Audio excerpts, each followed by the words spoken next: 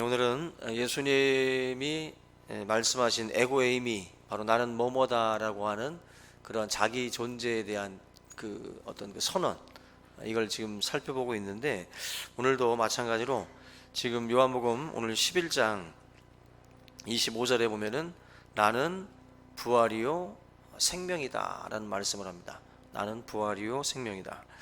오늘 이 주제를 좀 같이 나누도록 하겠습니다. 우리가 이 죽음이라고 하는 그 어떤 단어는 상당히 두려운 단어 중에 하나입니다. 그래서 대부분 많은 사람들의 반응은 부정적입니다. 거부하고 싶고 또 의식적으로 생각하지 않으려고, 우리가 또 그런 말도 꺼내지 않도록, 되도록이면 그런 말들은 하지 않도록, 뭐 배고파 죽겠다든지 배불러도 죽겠고 배고파도 죽겠고, 그죠?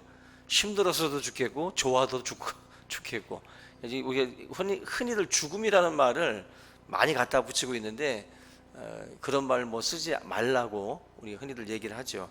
그런 것처럼 이 죽음이라고 하는 것은 사실 좀 이야기하고 싶지 않은 그런 그 주제이기도 하고, 나와 상관없는 것처럼 좀 이야기를 하고, 그리고 산 사람은 살아야 된다, 이런 식으로 좀 빨리 잊어버리려고 그렇게들 많이 합니다.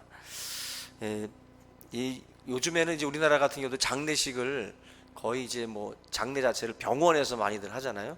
그래서 이제 원래 집에서들 하던 장례가 이제 병원으로 완전히 다 이제 이관이 돼가지고 대부분의 가정들이 다 이제 그렇게 치르고 있습니다. 그래서 장례식도 병원서 하다 보니까 이제 간소화되고, 또 여러 부분에서 이제 상업주의도 들어오고, 그래서 장례 문화 자체가 어떻게 보면은 죽은 이들에 대한 어떤 그런 예의를 갖추는 그런 것도 있지만, 이렇게 살펴보면 상당히 상업적으로 많이들 흘러가는 게 사실입니다. 이 간소하게 죽음을 이제 다루는 어떤 그 문화가 지금 현재 우리들 문화이기도 한데, 죽음을 빨리 잊어버리려고 하는 어떤 그런 그 마음이 그런 문화 속에도 숨겨져 있어요. 되도록이면 빨리 잊어버리자. 죽음을 무시하고 또 우리가 망각한다고 해서 또 죽음이 멀어지는 것은 아니기 때문에, 이 죽음의 어떤 힘, 죽음에 대한 것을 가볍게 다룬다라는 것이 오히려 나쁠 수가 있어요. 이 죽음이라는 문제를 사실은 좀 무겁게 다뤄야 되고, 죽음에 대해서도 좀 진지하게 다가갈 수 있게 만들어야 됩니다. 왜냐하면은 우리 성경에도 보면은 잔치집에 가는 것보다 초상집에 가는 것이 낫다라는 게, 그게 다른 말이 아니라 죽음에 대해서 사실은 초상집에 가서 뭔가 좀 생각하라는 거거든요. 진지하게 생각하고 오는 것인데, 어떤 분들은 그냥 대충 그냥 식사 빨리빨리 하고 그냥 휙 가버리는 게 있잖아요. 어떤 단순히 그렇게 나 그냥 왔다 갑니다라는 식으로 가는 어떤 그 초상집 방문은 성경에서 말하는 식의 어떤 그 방문의 의미는 아니에요. 우리가 잔치집보다는 초상집이 낫다라는 것은 그만큼 죽음에 대해서 생각하게 만드니까, 그죠? 그런 의미에서 사실은 죽음을 우리에게 좀 진지하게 다루도록 그렇게 말씀을 하고 있다라고 생각이 됩니다. 분명한 사실은 죽음에 대해서 무시하든 부정하든 누구한테나 다 찾아온다. 죽음의 어떤 그 고지서는 빠짐없이 여러분들 개개인한테 다 고지가 됩니다.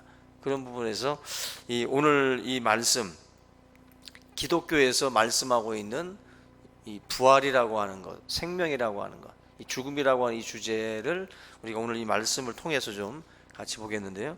지금 이 11장의 이 본문은 그 나사로, 그리고 마르다, 그리고 마리아, 이 3남매에 대한 그런 이야기가 있습니다.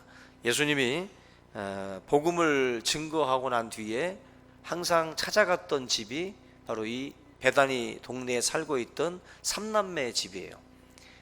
예수님께서 예수님이 쉬고 싶을 때 언제나 찾아갔던 그 집입니다. 예수님이 요즘 시대에 사역을 하면 어느 집에 가야 제일 마음이 편할까요? 우리가 어느 집에 가면은 되게 불편한 집들 있잖아요. 그죠? 쫓아다니면서 닦는 사람들 있잖아요.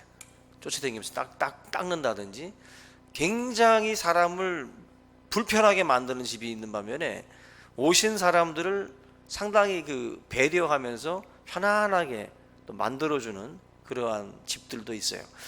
예수님이 자주 간 걸 보면 이 마리아와 마르다와 이 나사로가 예수님의 마음을 굉장히 좀 편하게 해드린 것 같아요. 그리고 귀찮게 하지 않은 것 같아요. 마치 마술사가 직업인데 실컷 일하고 왔는데 나 마술 좀 보여줘 하고서 집에 왔는데 또 마술하라고 한다든지, 개그맨인데 바깥에 나가서 개그를 열심히 하고 왔는데 또 오자마자 나한테도 좀 개그 좀 한번 좀 해달라고. 가수들한테도 아무 때나 노래 시키면 되게 싫어하잖아요. 전문 가수들도. 그러니까 예수님이 얼마나 인기가 많았습니까? 그죠? 다닐 때마다 사람들이 쫓아다니잖아요. 그리고 병든 자가 쫓아다녔죠. 수많은 기적을 행하시니까 사람들이 막 예수님과 같이 있으려고 쫓아다녔다고. 그러면 상식적으로 생각할 때 이 삼남매 집에 가셨다라는 것은 제가 볼 때 예수님의 지친 마음, 예수님의 힘든 그 어떤 그 상황들을 이해하고 이 귀찮게 안 했다는 생각이 들어요. 만약에 귀찮게 했으면 안 갔을 것 같아. 안 갔을 것 같아. 이게 굉장히 중요한 거예요. 결국 이 삼남매의 이 집은 예수님이 정말로 편안하게 찾아가서 쉴 수 있었던 집이었다. 그만큼 예수님에 대한 사랑도 있었고 배려도 있었던 그 집이라고 생각이 됩니다. 근데 이 집에 이제 문제가 생기게 됩니다. 예수님께서 이 베다니 이 집과 거리가 떨어져 있는 이 장소에 예수님께서 머물러 있는 동안에 이 집안에서 이제 심각한 사건이 벌어지는데, 바로 이 나사로라고 하는 오라비가 죽을 병에 들었다라고 하는 전가를 예수님께서 듣게 됩니다. 3절 말씀 한번 보세요. 3절에 보시면 이에 그 누이들이 예수께 사람을 보내어 이르되 주여 보시옵소서 사랑하시는 자가 병들었나이다. 누이들이 달려갔으니까 나사로를 얘기하는 거죠. 나사로가 병들었는데 나사로를 소개할 때 뭐라고 소개합니까? 사랑하시는 자가 병들었나이다. 당신이 사랑하시는 자가 병들었나이다. 근데 예수님은 지금 요단강 저편으로 지금 피신해 있는 상황이에요.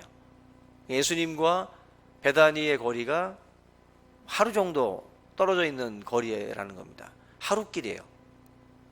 근데 예수님께서 이 하루길 정도 떨어진 이 장소에서 그 전가를 듣고 뭐라고 말씀을 합니까? 4절 보시면 예수께서 들으시고 이르시되 이 병은 죽을 병이 아니라 하나님의 영광을 위함이요 하나님의 아들이 이로 말미암아 영광을 받게 하려 함이다.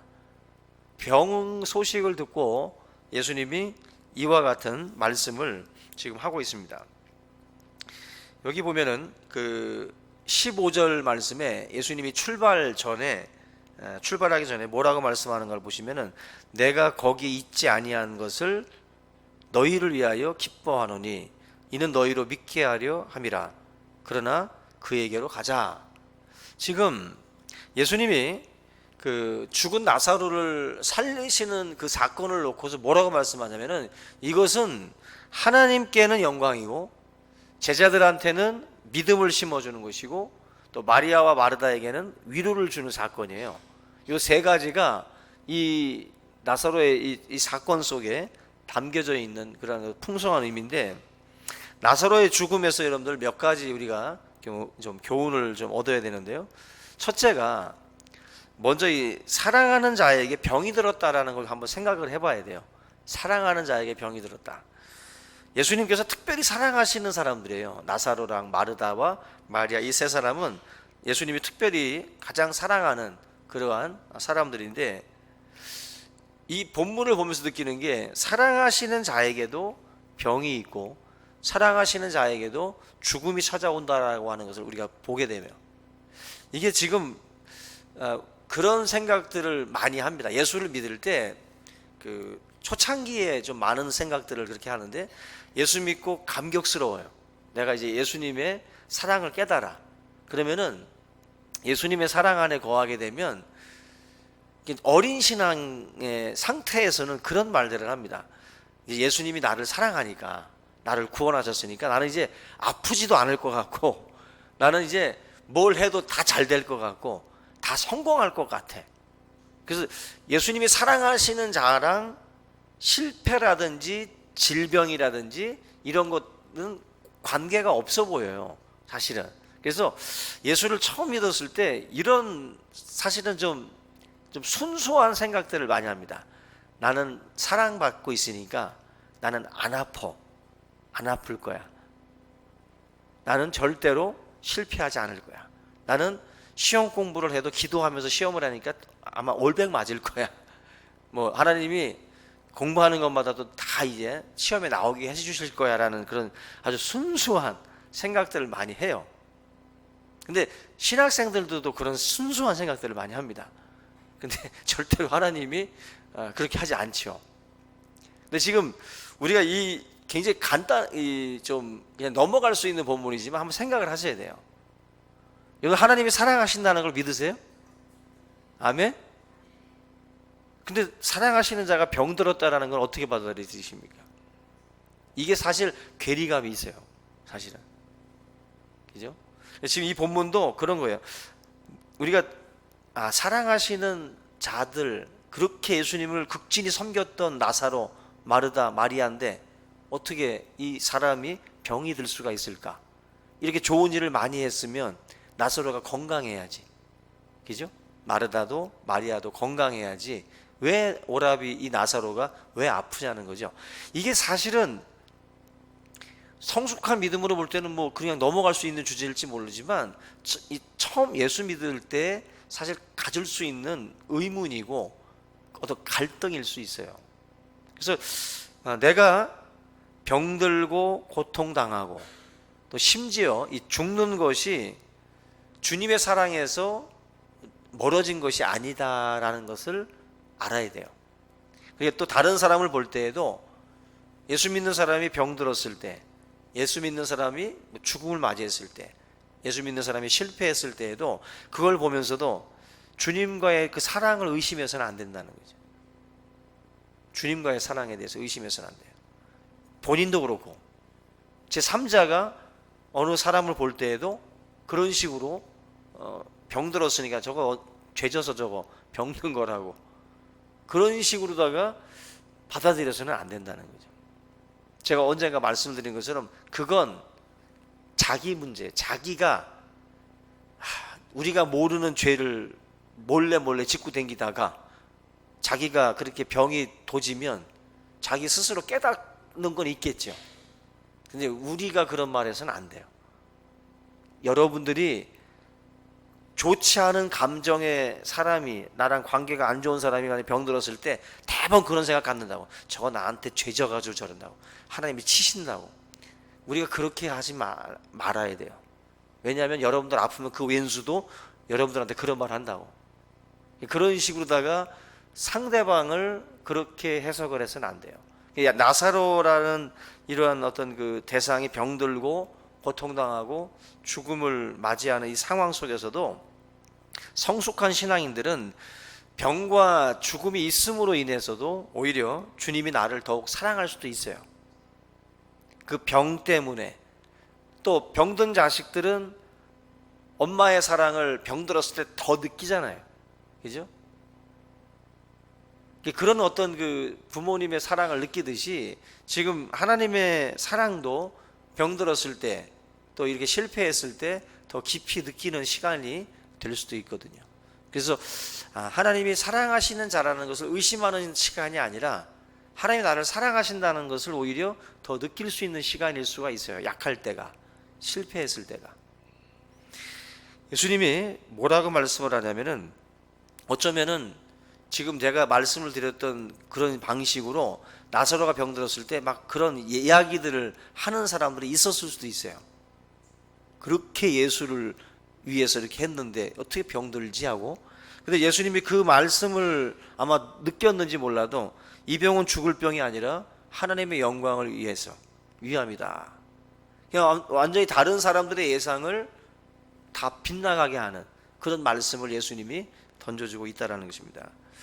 우리는 병이 하나님의 영광을 위해서도 주어진다는 것을 아셔야 돼요. 내 삶의 모든 부분들이 그래요.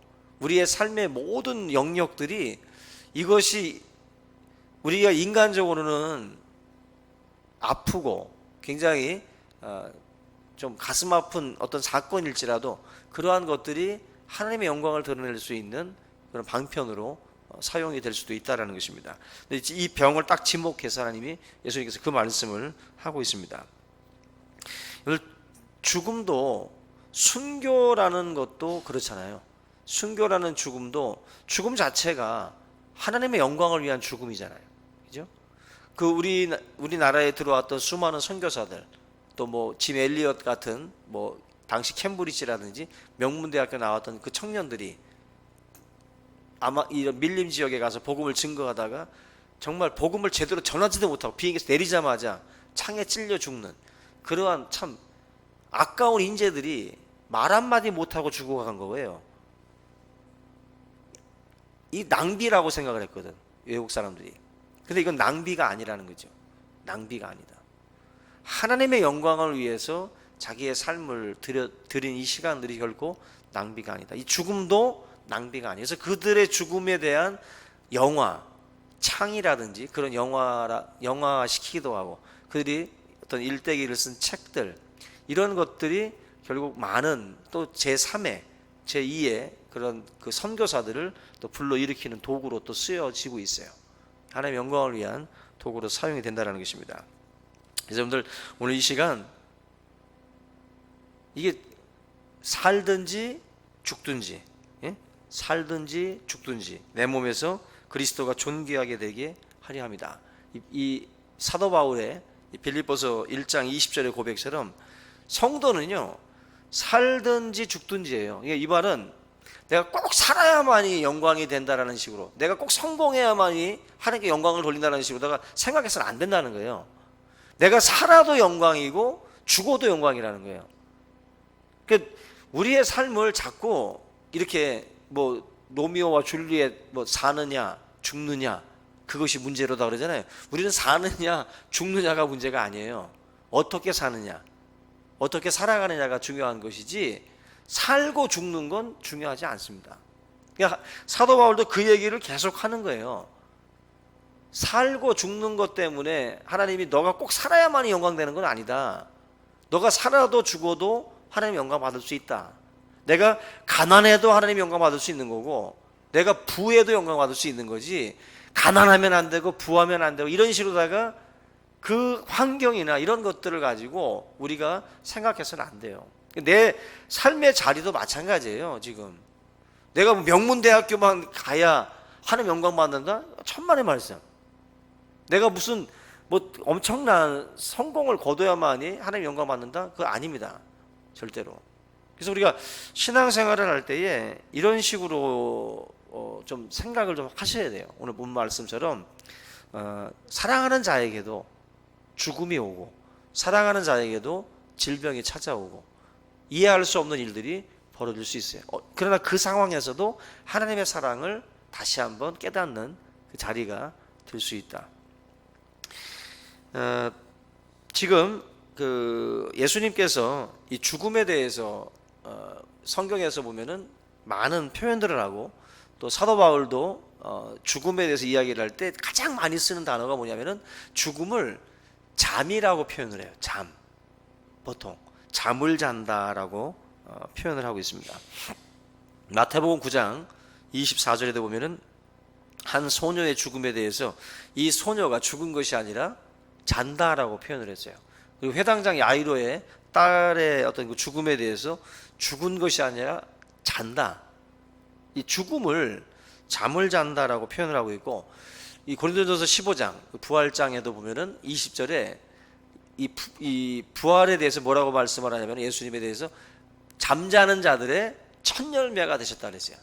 잠자는, 죽은 자들의 첫 열매라고도 말하지 않고 잠자는 자들의 첫 열매가 되셨다. 죽음을 잠으로 성경은 많이 표현을 하고 있어요. 그러니까 잠이라고 표현을 했던 것은 이유가 있습니다. 뭐냐면은 잠은 영원하지가 않아요. 그죠? 여러분들이 만약에 집에 이제 하루 일과를 마치고 주무시러 들어갈 때 어떻게 주무십니까? 내일 일어날 줄 알고 주무시는 거잖아요. 그죠? 내가 이걸 영원히 잘 거야 하고 주무시는 분은 없잖아요. 내일 깰 거라고 생각을 하고 우리는 잠을 청합니다. 그리고 잠을 이제 자는 거죠. 그리고 나서 이제 일시적으로 누웠다가 이제 다시 일어나죠. 그게 이제 잠입니다. 잠. 지금 성경은 죽음을 잠처럼 표현을 해요. 영원히 누워 있는 게 아니다라는 거죠. 곧 일어나는 어떤 그 개념을 담아 놓은 거예요. 죽음 속에다가. 그게 바로 이제 잠이라고 성경이 표현을 하고 있는 것입니다. 재림의 그 시기에 예수님께서 그 잠자는 자들을 다 일으켜 세우신다라고 말씀을 하고 있습니다. 영원히 자는 것이 아니라 부활의 몸으로 저와 여러분들이 다 다시 일어날 것이다라는 거죠. 제가 그 하나 이야기를 드리면, 그 천국을 보았다라고 하는 그 책을 쓴 이분 알렉산더라는 그 박사님이 있어요. 이분은 그 하버드 대학교 뇌신경 뇌의학 전문가예요. 뇌의학을 전공하고 그 한 뭐 논문도 한 150권 정도를 썼던 뇌의학 관련해서는 그래도 권위자입니다. 근데 이분이 2008년도 11월쯤에 이분이 갑자기 그 뇌수막염이죠. 뇌수막염으로 해가지고 뇌사 상태에 빠졌어요. 완전히 이제 그 뇌사니까 죽음 판정을 받은 거예요. 그래서 이제 가족들하고 의사들과 이제 이야기를 나누는 가운데 호흡기를 떼면 이제 죽는 거예요. 호흡기를 떼면 죽는 건데, 이걸 이제 가족들하고 상의를 하는 과정 속에서 얘기를 하는 중에 이분 알렉산더 박사가 갑자기 일어난 거예요. 갑자기 7일 만에 그 뇌사 상태에 빠진 상태에서 7일 만에 벌떡 일어났습니다. 그냥 모든 의사들이 다 이제 끝났다라고 판정을 내린 뇌사 상태였는데도 불구하고 이분이 의식을 다시 찾고 돌아왔어요. 그리고 나서 이분이 그동안에 썼던 자기의 논문들, 그리고 과학자로서의 모든 자기의 생각을 다 뒤집어 엎었어요. 그리고 그분이 쓴 책이 바로 천국을 보았다라는 책입니다. 그래가지고 이분이 어떤 경험을 했냐면은 이 뇌사 상태에서 흔히 말하는 임사 체험을 하는 거예요. 자기의 몸이 자기의 육체에서 빠져나가서 자기의 몸을 바라보는 임사 체험을 한 겁니다. 그래가지고 그 자기가 그 임사 체험의 경험을 이제 책으로다가 담아 놓은 건데, 그 책 속에 있는 그 내용들을 보게 되면은 정말 천국은 있다라는 거죠. 천국은 있고 지옥이 있다. 자기가 경험한 이 모든 경험을 통해서 과학자로서 절대로 말할 수 없는 그러한 그 내용들을, 그 임사체험 경험을 책으로 써가지고 대대적으로 이야기를 하면서, 간증을 하면서 이분이 다니고 있는데, 이분은 아까 앞에서 말씀을 드린 것처럼 150권의 뇌의학 관련해서 전문가예요. 논문을 썼던. 이분이 자기가 기존에 갖고 있었던 모든 것들을 다 뒤집어 엎은 거예요. 그래서 이분이 무슨 말을 하냐면, 지금까지 임사체험을 했다라는 사람들을 보면 다 심정지 상태였다는 거예요. 심정지, 뇌사 상태가 아니라 대부분의 임사체험자들은 심정지 상태였기 때문에 이 사람들이 임사체험을 하고 돌아오면 대부분의 과학자들이 어떻게 해석을 했냐면은 이 뇌가 아직 살아있기 때문에 뇌가 일으키는 착각이라는 거예요. 뇌가 한마디로 가져다주는 환상을 보고 왔다라는 거죠. 그래서 심정지 상태에서 경험했던 임사체험은 뇌가 준 환각에 불과하다. 그게 이제 과학자들의 어떤 그런 그 설명이에요. 그러니까 심정지 상태에서 임사체험 경험을 얘기하는 사람들한테는 그렇게 과학자들이 말을 해버리니까 부정할 수가 없는 거예요. 뇌가 아직 살아있기 때문에 너가 그런 환각을 본 거에 불과하다라고 얘기를 해버리면 끝나는 거예요. 마치 지금 마약이나 이런 걸 하는 사람들이 막 자기가 생각하는 대로 막 환각 증세가 나타나는 것처럼 뇌가 너에게 그러한 것들을 지시해서 그러한 것들을 보고 온 것이다라는 거죠. 그래서 이분이 하는 말이 대부분의 임사체험자들은 다 심정지 상태에서 일으켰던 환상이기 때문에 부정할 수가 없는데 자기는 뇌사 상태였다는 거죠. 뇌가 다 중지된 상태였고 그런 상태에서 자기가 경험한 것은 결국 뇌사 상태이고 그런 상태에서도 의식이 있다라는 것을 자기는 증명을 하는 거예요. 지금 의식이라는 것이 또 다른 것이 존재하고 있다라는 것을 그분이 지금 자기의 과학적인 어떤 입장에서 밝히는 거예요. 그러니까 뇌가 죽어 있는 상태에서 뇌가 환상을 주는 것을 줄 수 없다는 거죠. 그런데 나는 뇌사 상태에서도 임사체험을 그걸 경험하고 왔기 때문에 내가 본 것은 과거 심정지 상태에서 본 사람들이 경험했던 것과는 다른 것이다라는, 이건 절대로 환각일 수 없다라는 거예요. 그러면서 이제 많은 사람들에게 자기의 어떤 그런 그 과학적인 어떤 그 증명을 뭐 뚜렷하게 할 수는 없지만 내가 보고 왔던 것을 보면 뭔가 사람의 영혼, 의식이라는 것이 분명히 있다. 뇌가 죽어 있어도 뭔가 나를 바라보는 영혼이 있다라는 것을 그가 경험하고 왔다라는 거예요. 이게 엄청난 베스트셀러가 돼가지고 뭐 외국의 아마존이라든지 이런 그 출판 업체 거기에서 뭐 1위도 하고 뭐 여러 어떤 채널에서 수많은 사람들에게 읽혀졌던 책이에요.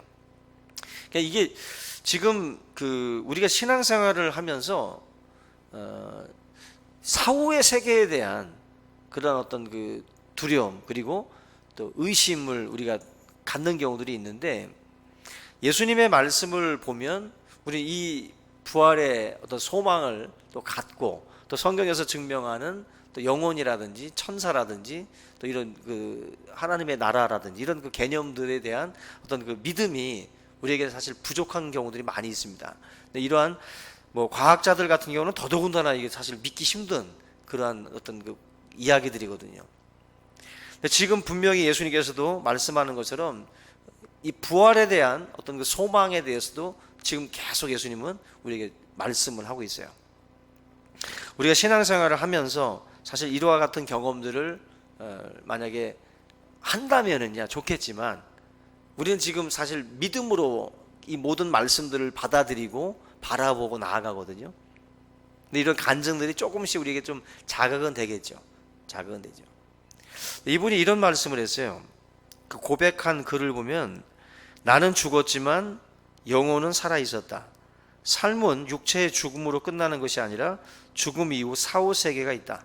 천국을 보기 전에는 천국, 하나님, 영혼에 관한 그 어떤 이야기도 의학적인 지식과 양립될 수 없다고 생각했지만 지금은 하나님과 영혼이 실제하며 죽음이란 다만 다른 상태로의 전이 과정에 불과하다고 믿게 되었다. 영성과 과학은 함께 갈 수밖에 없다. 이분도 전혀 믿지 않던 세계를 이제 이 경험을 통해서 자기는 가지게 됐다라고 말씀을 합니다. 분명히 한 번 죽는 것은 사람에게 정한 것이요 그 이후에 심판이 있다라고 분명히 말씀을 했죠. 우리가 이 하나님의 말씀을 통해서 우리의 믿음을 다시 한번 고취하고 정말 예수님께서 말씀하는 이 나는 부활이요 생명이라고 하는 이 말씀을 붙들고 그리스도 안에서 이 천국에 대한 소망, 부활에 대한 소망을 가지고 우리가 나아갈 수 있기를 주님의 이름으로 부탁을 드립니다. 우리가 오늘 이 말씀을 함께 붙들고요, 함께 기도하는데 예수 그리스도를 믿는 이 믿음 가운데 천국에 대한 소망은 정말 중요합니다. 초대교회 성도 그리고 우리 한국교회 초대교회 성도들, 초창기 성도들의 다 특징이 이 천국에 대한 소망이에요. 이게 만약에 그냥 뭐라 할까, 그냥 믿어지지 않는 이야기처럼 그것을 만약에 하나의 동화처럼 생각하는 신앙은 이건 참된 신앙일 수가 없어요. 우리가 오늘 이 말씀을 붙들고 천국에 대한 소망을 붙들고 우리가 믿음 안에서 이 땅에서의 겪는 고난이나 아픔들에 대해서도 우리가 잘 참고 인내하면서 승리하는 그런 그 삶으로 나아갈 수 있도록 함께 기도의 시간 갖도록 하겠습니다. 그다음 통성으로 기도하겠습니다. 살아계신 하나님 아버지, 은혜와 사랑을 감사를 드립니다.